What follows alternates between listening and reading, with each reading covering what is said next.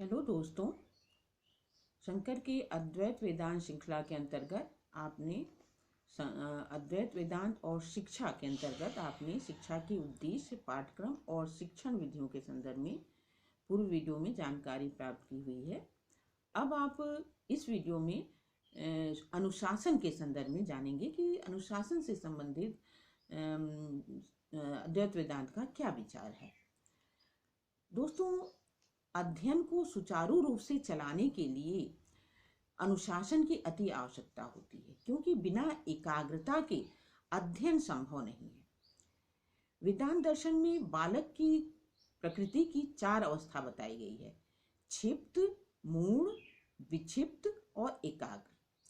ये कहते हैं क्षिप्त अवस्था वह अवस्था है जिस अवस्था में बालक का अंतर्मन जो है वो चंचल रहता है और इसलिए उसका ध्यान किसी एक कार्य में सुचारू रूप से नहीं लग पाता।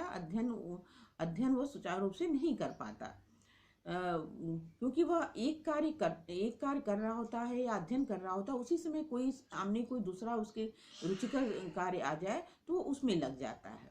तो इसलिए यह अवस्था अनुशासन के लिए उचित नहीं मानी जाती है। दूसरी जो अवस्था है ये बताते हैं वह है मूढ़ अवस्था।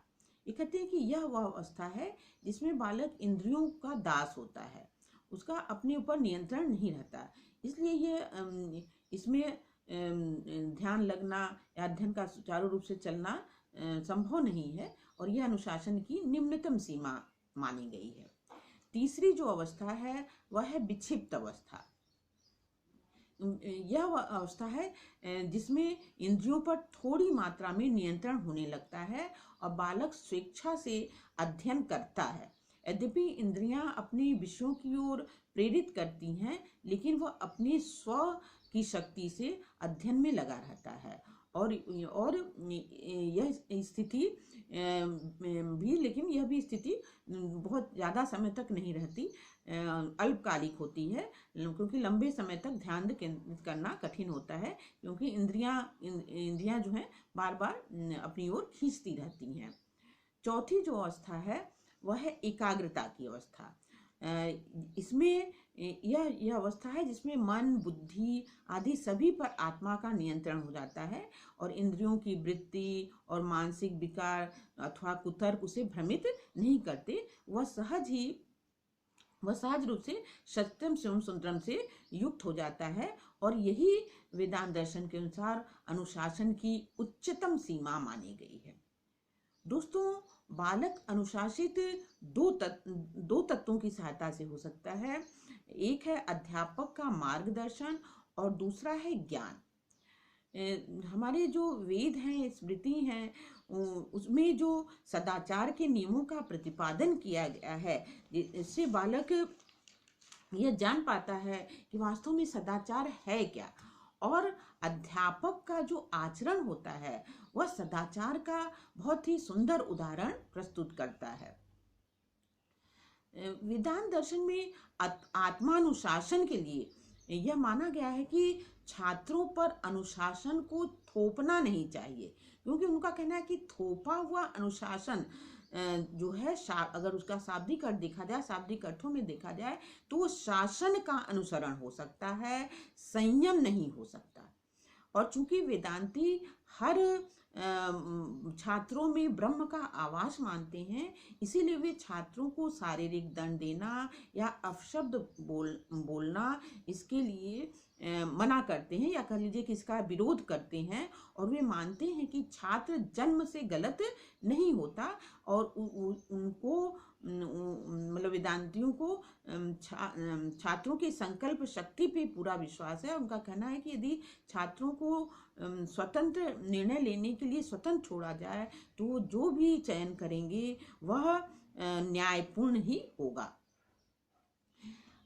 अनुशासन का अर्थ केवल अध्यापन ही करना नहीं है। मतलब कि अध्यापन का, ये कहते हैं कि अनुशासन का अर्थ ये नहीं कि केवल सुचारू रूप से अध्यापन ही चलता रहे, बल्कि बालकों को सदाचारी बनाना भी होना चाहिए। और मनुष्य एक ऐसा प्राणी है जिसे कि नैतिक जीवन की आवश्यकता होती है और जब तक मनुष्य सत्यम शिवम सुंदरम की पूर्णता को नहीं प्राप्त कर लेता, तब तक उसके मन में एक तनाव होता है, निराशा होती है, कुंठा होता है, और पीड़ा बनी रहती है। और जैसे जैसे वह पूर्णता की ओर बढ़ने लगता है और स्वयं पूर्ण होने पर वह परम आनंद की अनुभूति करने लगती है, मतलब उसका जो आनंद का परिमाण है वह बढ़ने लगता है। इस तरह मुक्तावस्था में उसके लिए पाप पूर्ण शुभ अशुभ का भेद मिट जाता है। और लेकिन इस आत्मानुभूति की स्थिति तक पहुंचने के लिए किसकी आवश्यकता होती है दोस्तों? नैतिक जीवन की आवश्यकता होती है, क्योंकि नैतिक जीवन ही हमें उस स्थिति तक पहुंचने में सहायता करता है।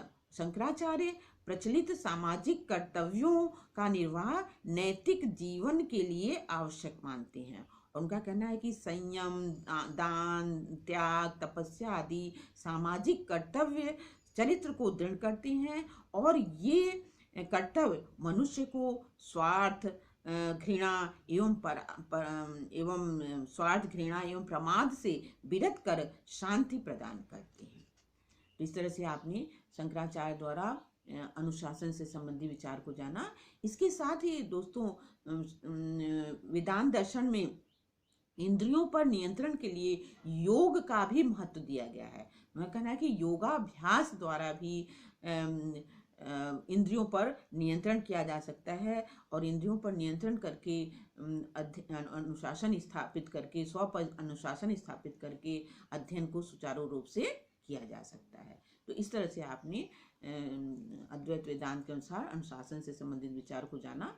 नेक्स्ट वीडियो में हम लोग नेक्स्ट टॉपिक लेकर आएंगे। तब तक के लिए आप सबको धन्यवाद।